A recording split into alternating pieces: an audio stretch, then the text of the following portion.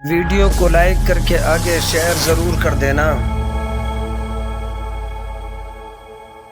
اللہ اکبر۔ سیدنا سعد ابن ابی وقاص فرماتے ہیں احد کی جنگ میں نے سینے پہ جو تیر روکے تھے اس وقت میری عمر 16 یا 17 سال کی تھی اور میرے چہرے پر ابھی داڑھی کے بال نکلنا شروع بھی نہیں ہوئے تھے۔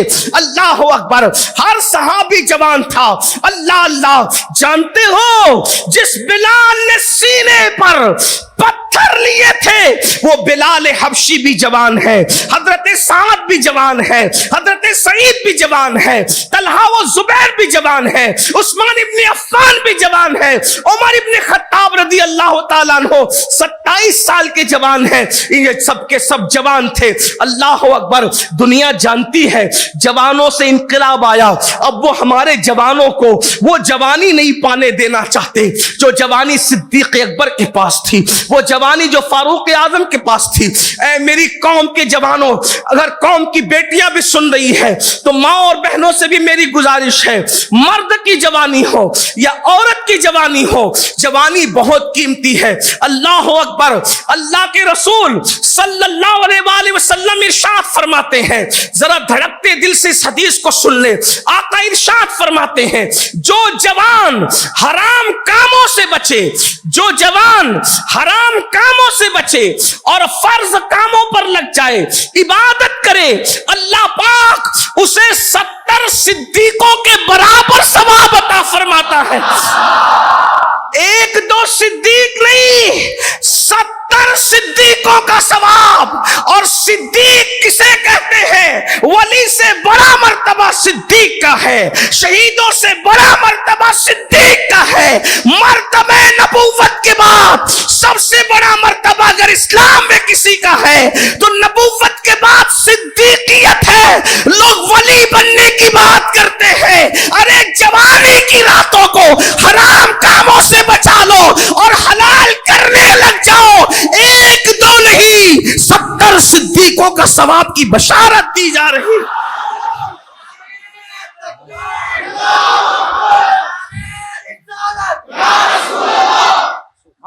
70 صدیق کسے؟ صدیق کہتے اسے جس کا مرتبہ نبوت کے بعد۔ اسی لیے حضور محدث اعظم کے چوچوی رحمت اللہ علیہ صدیق اکبر کا مقام بیان کرتے ہوئے کہتے ہیں کہ مرتبہ حضرت صدیق کا یہ ہے سید، مرتبہ حضرت صدیق کا یہ ہے سید، ہر فضیلت کے وہ جامع ہے نبوت کے سوا، ہر فضیلت کے وہ جامع ہے نبوت کے سوا۔ 70 صدیقوں کا ثواب کس بنیاد پر؟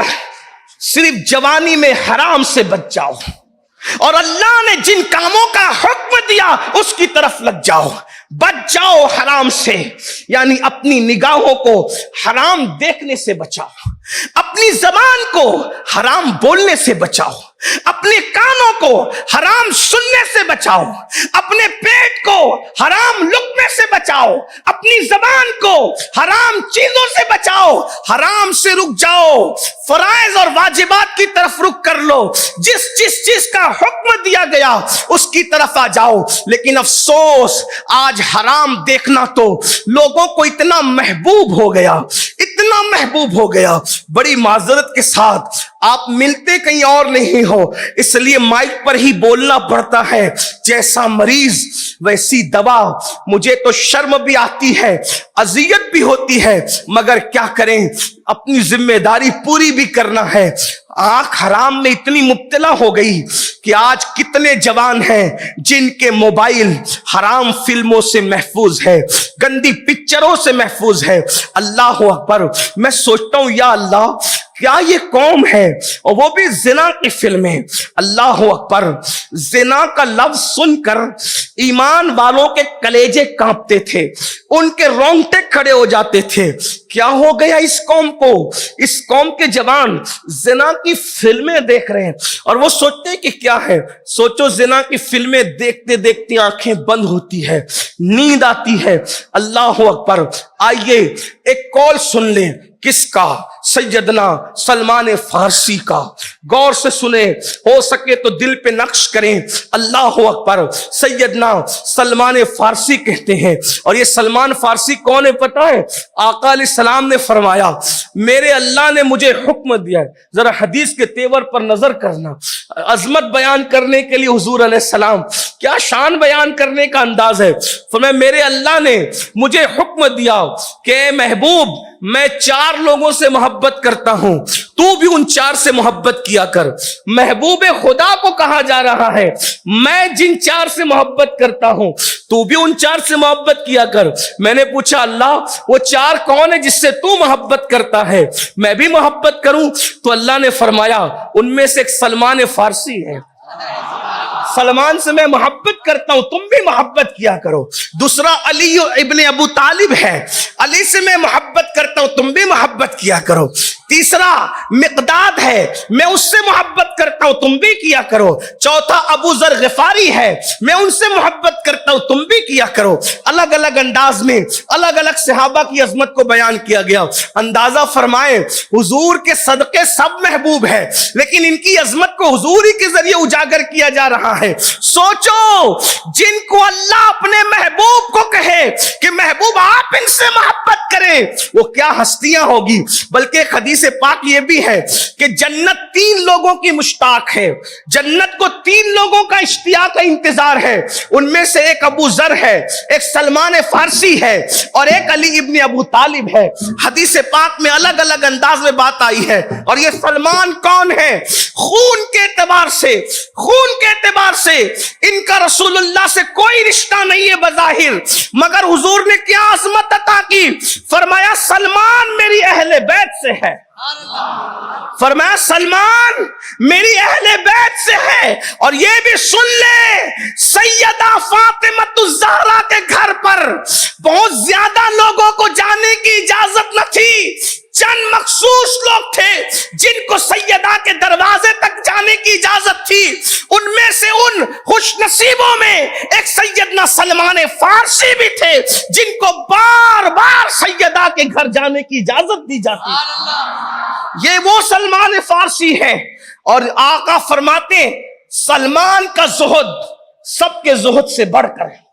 اگر سلمان فارسی پر گفتگو ہو تو اسی پر بات مکمل ہو, لیکن میرا عنوان وہ نہیں, ورنہ منتظمین جو ہے وہ یہ تصور کریں گے کہ کہیں عنوان کچھ دیا تھا بات کچھ ہو گئی. مگر ایک بات بتا دوں, سیدنا سلمان فارسی, آپ زہد کی انتہا لگا لیں, آدمی کتنا زاہد ہو سکتا ہے, زاہد مطلب کتنا پرہیزگار ہو سکتا ہے. میرے بھائی محلے کا کارپوریٹر جو بنتا ہے, رائچور کی بات نہیں کر رہا ہوں, دنیا بھر کی, جو محلے کا صرف کارپوریٹر بن جائے نا تو اس کا گھر سال بھر میں بدل جاتا ہے. اس کا گھر سال بھر میں بدل گاڑی اس کی سال بھر میں بدل جاتی ہے, لباس اس کا سال بھر میں بدل جاتا ہے. یہ محلے کا چھوٹے سے محلے کا کارپوریٹر ہے جس کی تنخواہ لیگلی طور پر چند 1000 روپے ہوتی ہے, مگر یہ میرے نبی کے صحابی سلمان فارسی, سلمان محمدی ہے, پورے عراق کا گورنر بنایا گیا عراق کا, لیکن سلمان فارسی کا خود کا گھر بھی نہیں تھا, ایک چھت کے نیچے بھی نہیں رہتے تھے, بغیر چھت کے ایک درخت کے نیچے رہا کرتے تھے. عراق میں مدائن کے اندر وہ پہلا اور آخری گورنر ہے جو چھت کے بغیر زندگی گزار گیا. اندازہ فرمائے جو چھت کے بغیر زندگی گزار گیا اسے سلمان فارسی کہتے ہیں. سوچو ایسے زاہدوں کو جس نے تیار کیا ہو اس محمد الرسول اللہ کے تقوی کا عالم کیا ہو, اس حضور کی عظمت کا عالم کیا ہوگا, ان کی بزرگی کا عالم کیا ہوگا.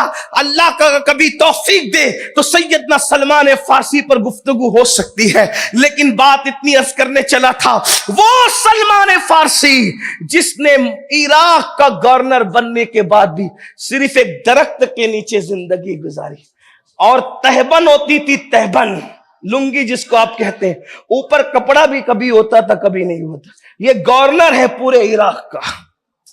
سوچو زہد کی کبھی لا سکتے ہو مثال.